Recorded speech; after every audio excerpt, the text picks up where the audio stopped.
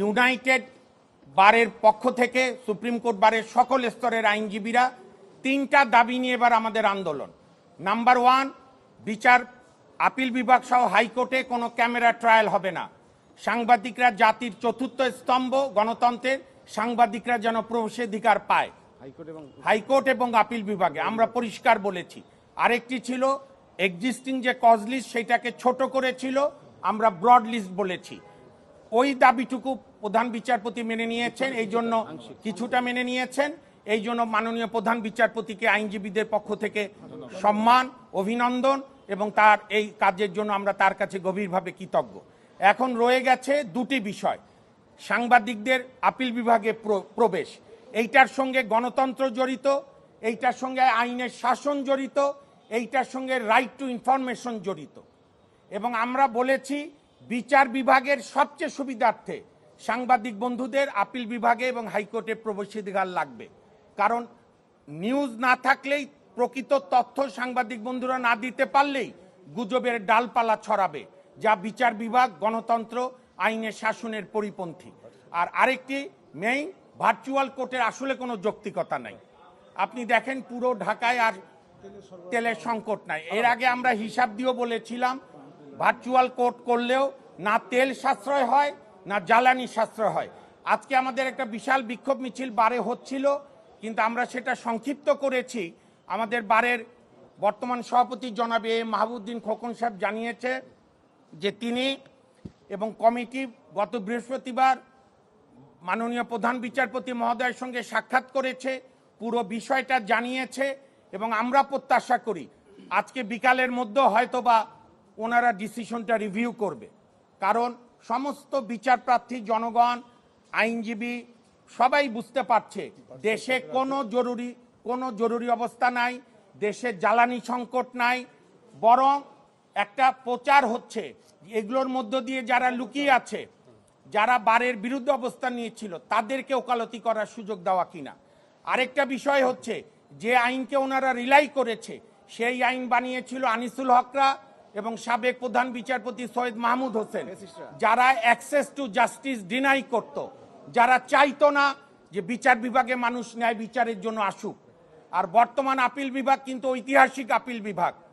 5 আগস্টের রক্তস্নাত আন্দোলনে জনগণের সার্বভৌম ইচ্ছার উপর ভিত্তি করে এই আপিল বিভাগ গঠিত, ছাত্র জনতার রক্তের উপরে। কাজে আমরা বিশ্বাস করি ওনারা রিভিউ করবেন।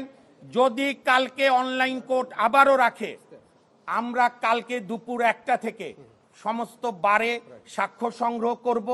আমরা ওনাদের সময় দিতে চাই যে যেন বিশদবার উইথড্র করে, তারপর উইথড্র না করলে আগামী 5 মে বারের সভাপতি রুমের সামনে থেকে বারের হাজার হাজার আইনজীবী স্বাক্ষরিত বক্তব্য আমরা প্রধান বিচারপতির কাছে পৌঁছে দেব এবং সেই বক্তব্যও আমরা বলবো গণতন্ত্রের স্বার্থে, আইনের শাসনের স্বার্থে সাংবাদিকদের কোর্টে প্রবেশাধিকার দিতে হবে। অতীতের ন্যায় বর্তমানও আপনারা যে আমাদের আন্দোলনে জনগণকে জানাচ্ছেন, আপনাদের প্রতি আমাদের গভীর কৃতজ্ঞতা। এই দেশ আমাদের সবার, আসুন সবাই মিলে আইনের শাসন প্রতিষ্ঠা করি। কোনো ডিসিশন রিভিউ করলে কোনো ক্ষতি হয় না, বরং মানুষের মহানুভবতা পরিচয় হয়। আমি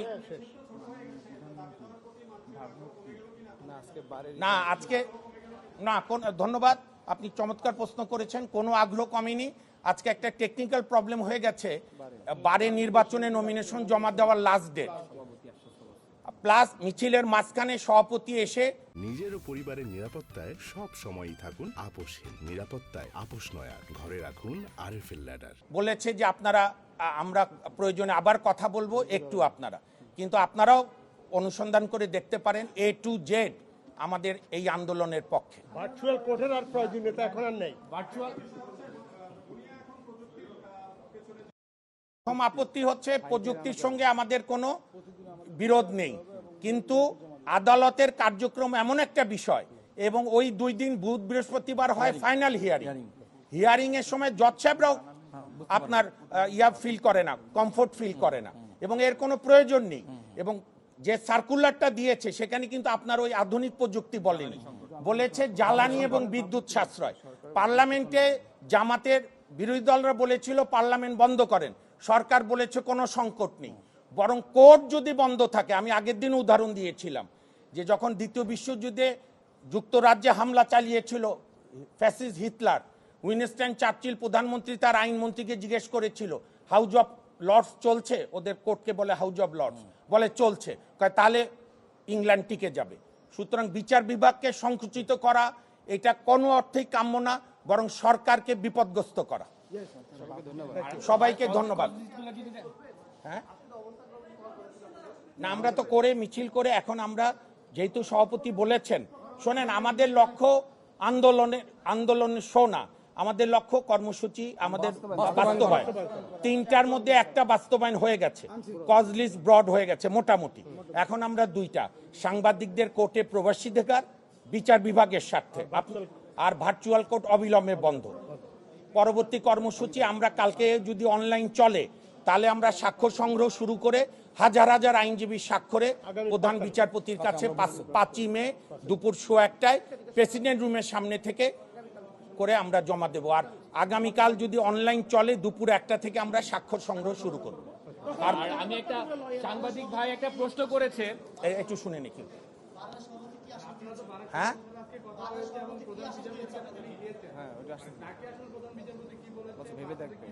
প্রধান বিচারপতি যেটা বলেছেন যে আমরা তো একটা সিদ্ধান্ত নিয়েছি, আচ্ছা আপনাদের বক্তব্য শুনলাম, এখন ওনারা একটা সিদ্ধান্ত ভালো উদ্দেশ্যে নিয়েছিল যে জ্বালানি আর বিদ্যুৎ সাশ্রয় হবে, কিন্তু এটি বিনয়ের সঙ্গে বলি এটি ফেল করে গেছে, আপনারাও দেখেছেন। তো ঠিক আছে, প্রথম সপ্তাহ হয়েছে না, প্রথম সপ্তাহ গেছে, আমরা বিশ্বাস করি এটা রিভিউ করতেই পারে, পরীক্ষামূলক তারা দেখেছেন।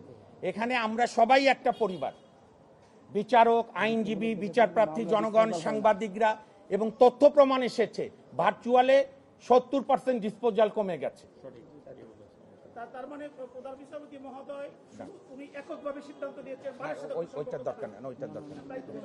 ভার্চুয়াল না অ্যাকচুয়াল, ভার্চুয়াল না অ্যাকচুয়াল, আইনজীবী জনতা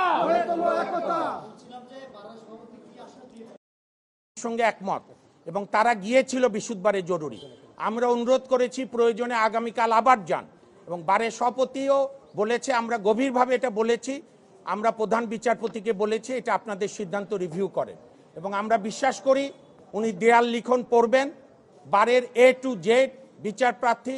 এবং গতকালও পার্লামেন্টে মন্ত্রীরা বলেছেন দেশে কোনো সংকট নেই, তাহলে কেন বিচার বিভাগকে সংকুচিত করা হবে?